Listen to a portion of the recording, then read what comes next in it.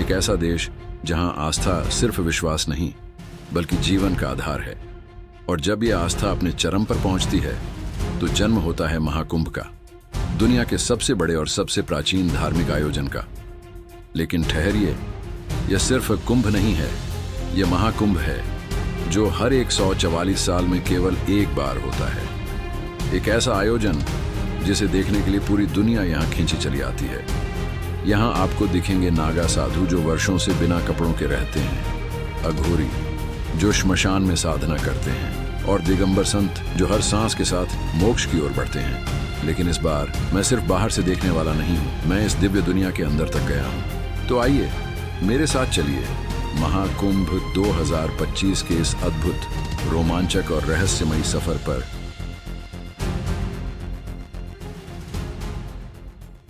तो 144 साल बाद आने वाले महाकुंभ में है आज हमारा पहला दिन। तो अभी इस वक्त हम संगम तट के पास और सुबह के बज रहे हैं 7 और सुबह हो चुकी है। आना वीडियो में आजा।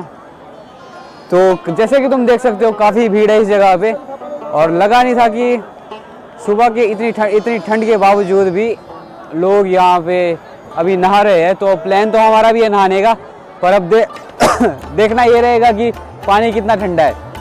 तो अभी चल के देखते हैं, वरना फिर दिन के टाइम ट्राई करेंगे क्योंकि भीड़ बहुत है और आगे जाने का मौका नहीं मिल रहा।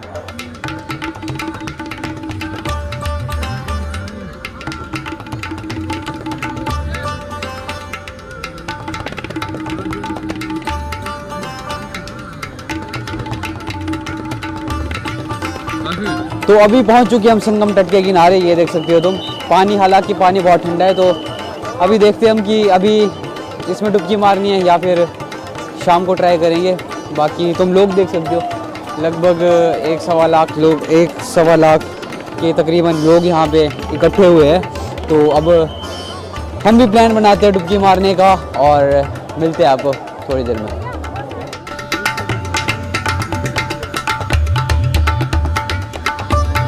अभी का अपडेट ये है कि दिन के बज रहे हैं 11-12 बजने वाले हैं और हमने अभी पीछे प्रसाद लिया था थोड़ा बहुत, जिसमें थे छोले भटूरे। उससे पेट भरा नहीं है। इस्कॉन के कैंप्स लगे आगे, तो वहाँ पे भी खाना मिल रहा है। तो अब हम वो ढूंढते हैं, थोड़ा सा 2-3 किलोमीटर आगे जाना पड़ेगा और वहाँ पे कुछ खाते पीते हैं और फिर और आगे एक्सप्लोर करते हैं। तो पहला दिन तो हमारा यूं ही इधर उधर घूमते और जगह को एक्सप्लोर करने में बीत जाता है, और कब शाम होती है ये हमें पता ही नहीं चलता।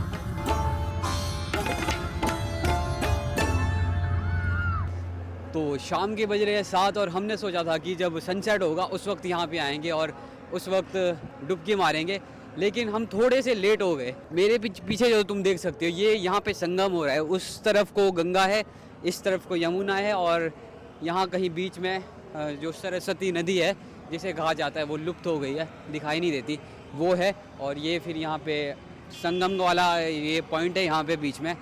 और बाकी अब शाम के 7 बज रहे हैं और मेरे पीछे तुम उजाला देख सकते हो कि कितना उजाला है इतनी रात को भी। ये जो तुम पार लाइट्स देख रहे हो, ये पूरी की पूरी लाइट्स, ये इतना बड़ा इलाका है कि अगर इसको एक्सप्लोर करने के लिए 15 दिन भी बहुत कम है। 15 से 20 दिन लग जाएंगे इस पूरे इलाके को एक्सप्लोर करने के लिए। और अब हम जाएंगे यहाँ से आगे। अभी यहाँ पे थोड़ा सा घाट को लंबा करने के लिए काम चला है, जैसे कि तुम देख सकते हो जेसीबी काम पे लगी है अपने। तो हम जाएंगे हम यहाँ से थोड़ा सा आगे। अब शाम का टाइम है तो खाना पीना कुछ देखना पड़ेगा। तो अभी हम सोच रहे कि वो दोबारा से वहीं जाएं जहाँ पे हमने दिन को लंच किया था। इस्कॉन के कुछ कैंप्स लगे हैं यहाँ पे जो खाना दे रहे, वो भी काफ़ी हद तक बढ़िया वाला। और बीच बीच में कई लोग चाय भी दे रहे हैं, कोई खाना दे रहा है। तो खाने की तो यहाँ बिल्कुल भी प्रॉब्लम नहीं है, यहाँ बस रहने की प्रॉब्लम है। और रहने को भी हमारे को कल एक जगह मिली थी जहाँ पे हमने कल रात रुके थे हम एक जगह पे। तो अब आज हम देखेंगे कि आज रहने की क्या व्यवस्था यहाँ पे की गई है। तो यहाँ पे सीन इस वक्त ऐसा है कि हर 150 मीटर पे कुछ ना कुछ खाने को मिल रहा है, और वो भी अलग अलग चीज़ें, कभी चाय, कभी खिचड़ी, कभी कुछ पकौड़े, कभी केले, हर 50 मीटर पे। तो महाकुंभ के शुरुआती दिनों में तो बस हम इधर उधर भटकते रहे और अपनी रात बिताने के लिए हम इस्तेमाल करते थे इन पंडालों का, जो होते तो फ्री ऑफ कॉस्ट थे, लेकिन एक कंडीशन थी कि आपको सुबह 5 बजे उठकर यहाँ से जाना पड़ता था। तो पहले 2 दिन तो हमने ऐसे ही बिताए, लेकिन तीसरे दिन जब हम इस्कॉन के कैंप में बने एक छोटे से मंदिर में बैठे हुए थे, तभी हमारे ऊपर नज़र पड़ती है यशोमती नंदन प्रभु जी की। वो हमें देखते हैं और अपने पास बुलाते हैं, और बातों ही बातों में हमारी गहरी दोस्ती हो जाती है। और फिर वो हमें दिखाने ले चलते हैं ऐसी ऐसी जगह जो शायद हम अकेले कभी ना देख पाते, जैसे कि ये नागवासुकी मंदिर, और ऐसे ही बहुत सारी पुरानी और अद्भुत जगहें। मैं सुबह ऐसी एक जगह पे बैठा हुआ था, तो वहाँ मेरी मुलाकात होती है इनसे। हरे कृष्णा, मेरा नाम है यशोमती नंदन दासा। मैं हरे कृष्णा इस्कॉन मंदिर से हूँ। और इसके बाद हम अपनी यात्रा उन्हीं के साथ आगे कंटिन्यू करते हैं, उन्हीं के साथ रुकते हैं उनकी छोटी सी कुटिया में, जहाँ पर हंसते खेलते हुए हम बिताते हैं अपने बाकी के दिन।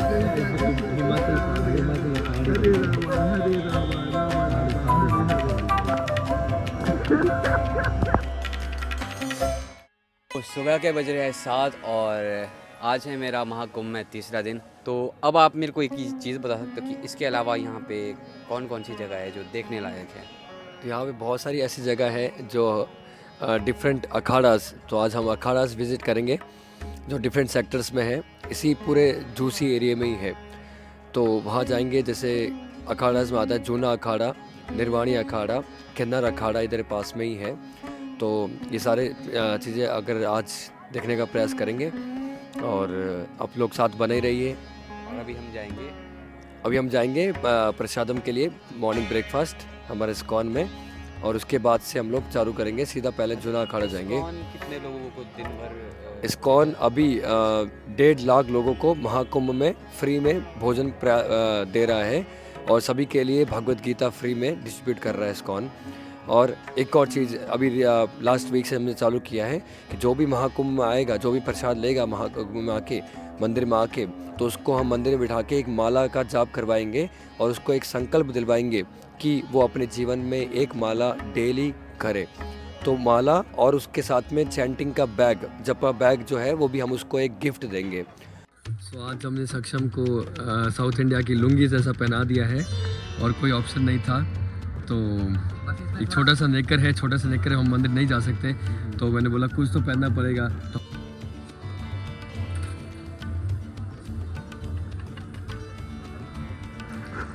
ये जगह थोड़ा सा अंदर को आना पड़ता है, वहाँ पर थी, और यहाँ से भी हमने 2-3 किलोमीटर और दूर जा, तो पहुँच गए हम इस्कॉन के बाहर। यहाँ लगा है अंदर, यहाँ प्रसाद मिल रहा है, तो प्रसाद खाएंगे और उसके बाद आपको मिलेंगे। और ये जो धोती है ना, इस धोती में बहुत चलना मुश्किल है, तो अभी तक मैं यहाँ पहुँचा था इस धोती को ऊपर करके, तो अब थोड़ा नीचे करनी पड़ेगी ताकि अंदर जा सकूँ। महाकुंभ में इस्कॉन कैंप में हर दिन मुफ्त भोजन सेवा दी जाती है। यहाँ हजारों भक्तों को स्वादिष्ट और पौष्टिक प्रसाद मिलता है। ये सेवा अदानी ग्रुप के साथ मिलकर की जाती है, और रोजाना लगभग 1 लाख लोगों को भोजन दिया जाता है, जो 3 शिफ्ट्स में होता है। हर शिफ्ट में लगभग 30,000 से 35,000 लोगों के लिए खाना तैयार किया जाता है। मेन्यू में दाल, छोले, सब्जी, रोटी, चावल और मिठाई जैसे हलवा या बूंदी लड्डू शामिल होते हैं। यह भोजन न केवल पौष्टिक होता है, बल्कि बहुत स्वादिष्ट भी होता है। इस्कॉन ने प्रयागराज में 3 स्थानों पर रसोई स्थापित की है: खुसरोबाग, सेक्टर 6 और इस्कॉन मंदिर परिसर सेक्टर 19 में। यहाँ पर स्वयं सेवक दिन रात मेहनत करके हर किसी को उनका भोजन देते हैं। यह मुफ्त भोजन सेवा महाकुंभ के वातावरण में एकता, प्रेम और सकारात्मकता का एहसास कराती है, जिससे यह अनुभव और भी खास बन जाता है। तो हम दोनों आ चुके हैं वहाँ से, और अब हम जा रहे हैं नहाने। अब देखना ये होगा कि अलाउ करेंगे कि नहीं करेंगे। अगर करते हैं तो अच्छी बात है। वैसे अभी 9 बज रहे हैं, रात के 9-10 बजे के करीब है, और काफ़ी ठंड है। तो अभी देखना ये होगा कि अगर अलाउ करते हैं नहाने का, क्योंकि पूरे घाट पे यहाँ तक कोई भी नहीं दिख रहा है। तो अगर करते हैं, हाँ करते हैं तो चले जाते हैं। इनको मैं ज़बरदस्ती ले जा रहा हूँ, ये जा नहीं रहे क्योंकि काफ़ी ठंड है। बाकी अब देखते हैं क्या बनता है। तो ये तो कर चुके हैं मना, अब मेरे को ही जाना पड़ेगा इस ठंडे पानी में नहाने। सक्षम को एक और सेवा मिला है। किसी के लिए गंगा जल भरने का और थोड़ा सा गंगा का मिट्टी कलेक्ट करने के लिए। सक्षम बहुत लकी है कि दो सेवा मिला है उसको नाइट में हेल्प करने के लिए लोगों के। ये गंगा जल भर के दे रहे हैं उनको और थोड़ा सा गंगा की मिट्टी। तो जो भी स्नान के लिए यहाँ पे आते हैं संगम में प्रयागराज, तो यहाँ की वो मिट्टी लेके जाते हैं और यहाँ का गंगा जल अपनी बॉटल्स में भर के लेके जाते हैं।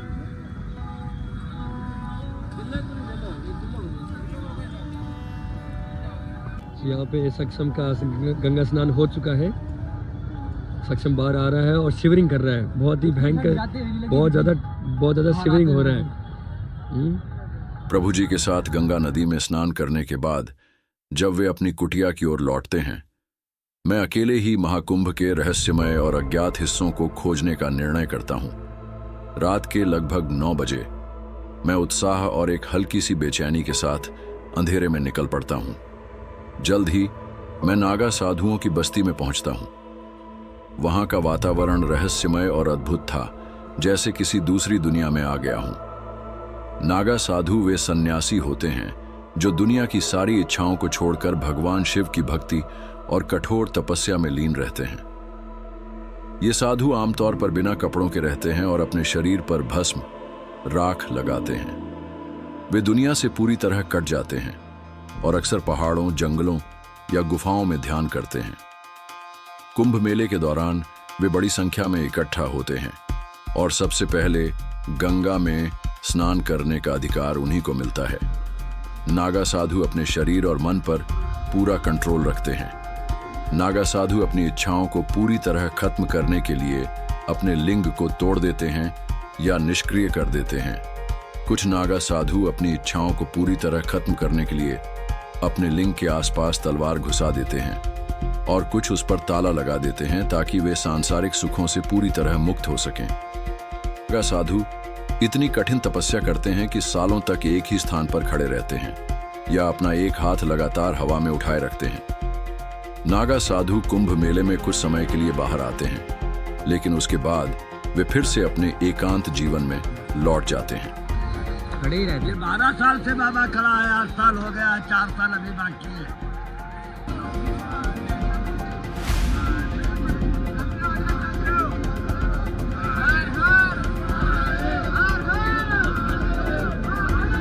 तो उसके बाद मैं एक नागा साधु के पास बैठ जाता हूँ।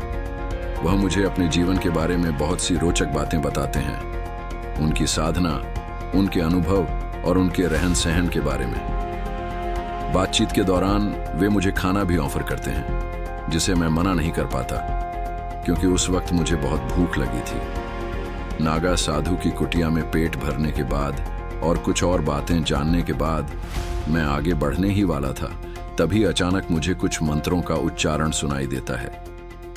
मैं देखता हूं कि पास ही एक अघोरी साधुओं का अखाड़ा है। मेरी आंखों में एक जिज्ञासा होती है और मुझे खुद को अंदर जाने से रोक नहीं पाता।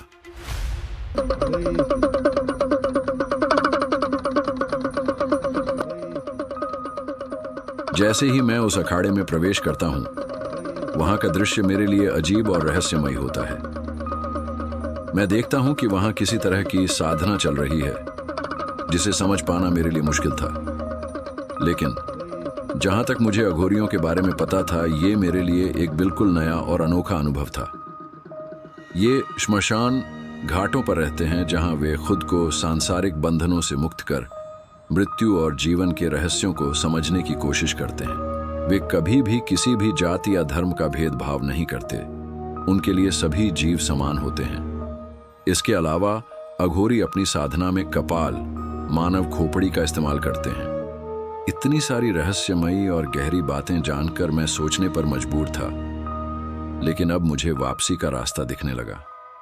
रात काफी हो चुकी थी और मैंने फैसला किया कि अब मुझे अपनी कुटिया की ओर लौटना होगा, जहां प्रभु जी मेरा इंतजार कर रहे थे। तो गुड मॉर्निंग सभी को। आज महाकुंभ में है मेरा चौथा दिन। तो अभी हम स्नान करके आए हैं वापस, और अब हम यहाँ से जाएंगे प्रसाद लेने, और फिर उसके बाद देखते हैं कि उसके बाद क्या करना है। कोई प्लान है उसके बाद का? उसके बाद का प्लान देखते फिर से नहा लेंगे, यहाँ पे नहाने का ही तो काम है। तो बाकी बताते हैं आपको किसके बाद क्या होने वाला है। अभी फ़ोन में बैटरी भी नहीं है और ना यहाँ पे लाइट है, क्योंकि यहाँ पे लाइट सुबह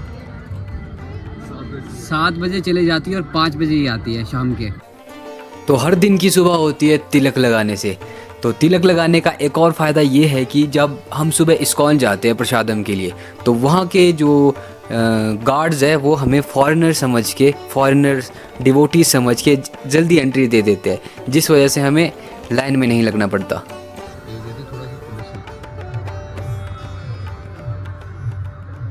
तिलक फॉर प्रसादम। तो तिलक लगा के हम वापस से चले हैं प्रसाद लेने के लिए। और दिन में 4 बार प्रसाद दिन में चौथी बार प्रसाद लेगा। हरे रामा राम राम प्रसादम के लिए जुगाड़ भी करना पड़ रहा है। हमें तिलक लगाना पड़ रहा है ना, तिलक लगाना है और गले में सेंटिंग बैग होना चाहिए ताकि हम अच्छे से स्पेशल VIP क्यू में जा सकें। तो महाकुंभ के बाकी दिन भी ऐसे ही हौले हौले कटते गए।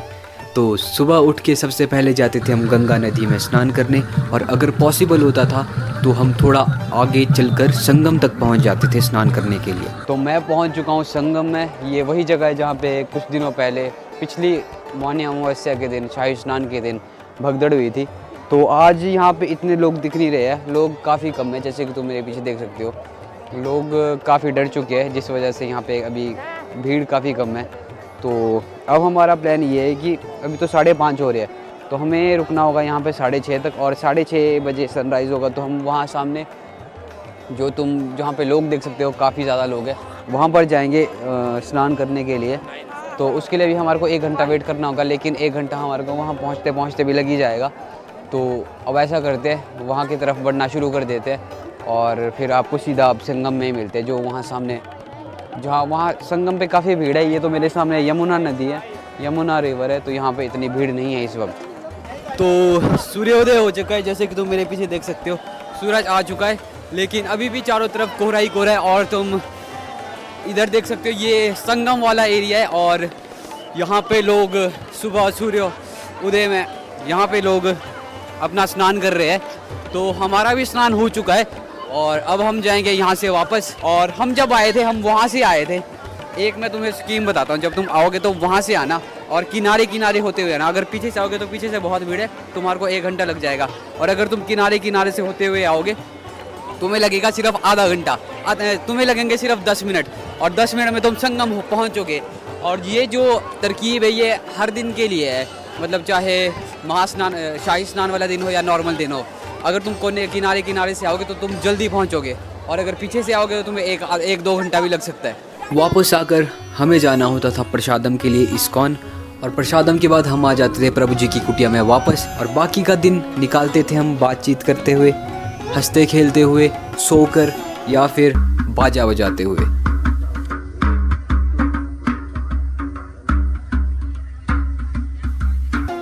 और शाम शाम को प्रभु जी हमें ले जाते थे यहाँ से 4 किलोमीटर आगे जाकर एक मंदिर आता है जिसका नाम है नाग वासुकी, और जहाँ पहुँचना अपने आप में एक चैलेंज है। ऐसा मैं क्यों कह रहा हूँ, आप खुद ही देख लीजिए। रात के संगम से 1 रात पहले की बात है, सारे रास्ते बंद कर दिए गए हैं। तो यहाँ पे योगी जी के बैनर के नीचे को फाड़ दिया गया है, और वहाँ से लोग उस तरफ को जा रहे हैं क्योंकि आगे पुलिस है, और हमने भी उस तरफ ही जाना है। अब देखना ही होगा कि हम उस तरफ पहुँच पाते हैं कि नहीं। अब ऐसा है कि बीच में एकदम से पुलिस ने रास्ता बंद कर दिया था, तो लोगों ने किया ये कि साइड से आने लग गए। जैसे कि तुम नीचे यहाँ पे पोस्टर ही फाड़ दिया है पूरा का पूरा, और मोदी और योगी सबका पोस्टर फाड़ दिया है। और अब यहाँ से उन्होंने जाना है आगे संगम की तरफ, क्योंकि संगम की तरफ जाने नहीं दे रहे। और हमारे को जाना था यहाँ पे आगे एक टेम्पल है नाग वासुकी, वहाँ तक। और अब देखना ये होगा कि हम इधर तो आ गए, अब वापस कैसे जाएंगे। और रात में मैं निकल जाता था महाकुंभ एक्सप्लोर करने। कभी घुस जाता था अघोरियों के अखाड़ों में, या फिर कभी बैठ जाता था किसी नागा बाबा के पास। और अगर कभी रात में भूख लगने लग जाती थी तो चला जाता था अलग अलग जगहों पे बनने वाले अलग अलग भंडारों को खाने के लिए। एक जगह पे हम रुके थे, यहाँ पे कुछ दोबारा से प्रसाद मिल रहा है। और ये जो क्या है, टेंट है, कैंप टाइप का, ये कोलकाता से आए हुए लोगों का है। तो ये जो डिश है ये भी कोलकाता में खाई जाती है, पता नहीं क्या बोलते हैं इसको, तो देखते हैं, ट्राई करते हैं।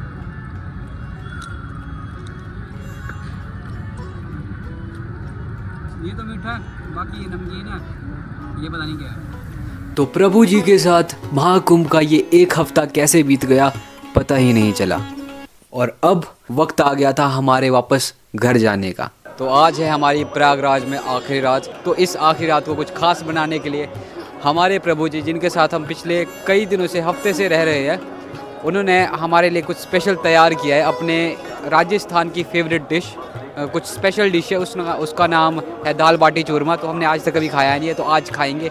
तो मेरे पीछे तुम देख सकते हो, ये प्रभु जी बैठे हुए और वो बना रहे हैं दाल बाटी चूरमा। तो अभी हम इन्हें टेस्ट करेंगे और आपको अब हम इस दाल बाटी चूरमे को टेस्ट करेंगे और आपको इसका टेस्ट बताएंगे। और कल निकलना है हमने यहाँ से वापस घर की ओर। तो मतलब आज इस महाकुंभ में ये हमारी आखिरी रात है। तो चलिए दिखाते हैं आपको कि प्रभु जी हमारे लिए क्या बना रहे हैं।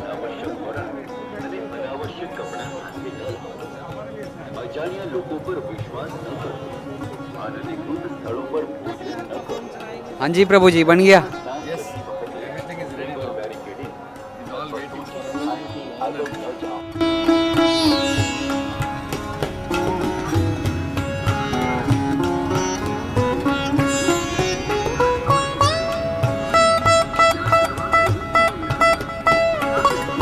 तो आज है हमारा यहाँ पर आखिरी दिन, और प्रभु जी की कुटिया में आखिरी दिन बोला जाए क्यों।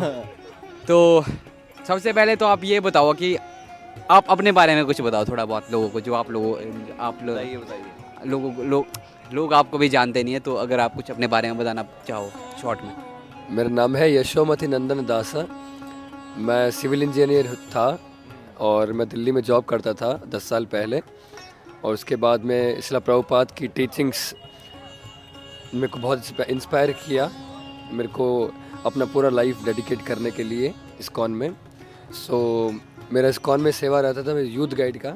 ऑल ओवर डिफरेंट स्टेट में गया हूँ, वहाँ पे मैंने डिफरेंट यूनिवर्सिटीज़ में प्रोग्राम किए हैं। इससे पहले मैं उत्तराखंड में था, बेंगलोर में, मुंबई में, राजस्थान में, और अभी मैं हूँ प्रयागराज में 2 महीने के लिए कल्पवास। आप अगर देना चाहेंगे यूथ को संदेश इस वीडियो के थ्रू, तो आप क्या वो मैसेज होगा जो आप यूथ को देना चाहते हैं? बस मैं यही बोलना चाहूँगा यूथ से कि आप जो भी कर रहे हैं, जहाँ पे भी है, it does not mean that आप सब कुछ छोड़ छाड़ के आप मेरी तरह संन्यास लीजिए। मैं आपको यही बोलूँगा कि आप स्पिरिचुअलिटी से कनेक्ट रहिए। हरे कृष्ण कृष्ण कृष्ण हरे हरे, हरे राम राम राम हरे हरे, इति षोडशकंदाम नाम कली कलमश नाशनम नाहतः परत्रोपाय सर्व वेदेश दृश्यते। जो ये 16 शब्दों का नाम है, इति षोडशकंदाम नाम, ये सारे कलयुग के कलमश को खत्म कर सकता है। इसके अलावा कोई भी उपाय नहीं है इस कलयुग में, क्योंकि कलयुग केवल नाम धारा, सुमे सुमे जग सुमे सुमे जग उतर ही पारा। सही बोल रहे हैं ये दोनों लोग। तो अब तक इस महाकुंभ में देखिए आपने लाखों लोगों की श्रद्धा, गंगा का पवित्र स्नान और साधु संतों की मौजूदगी, इन सब चीज़ों ने इस जगह को एक अलग ही रूप दे दिया है। इस वीडियो को करते हैं यहीं खत्म। अगर वीडियो पसंद आई हो तो वीडियो को लाइक करें। अगर फ्यूचर में भी ऐसी वीडियोस देखना चाहते हो तो चैनल को सब्सक्राइब करें।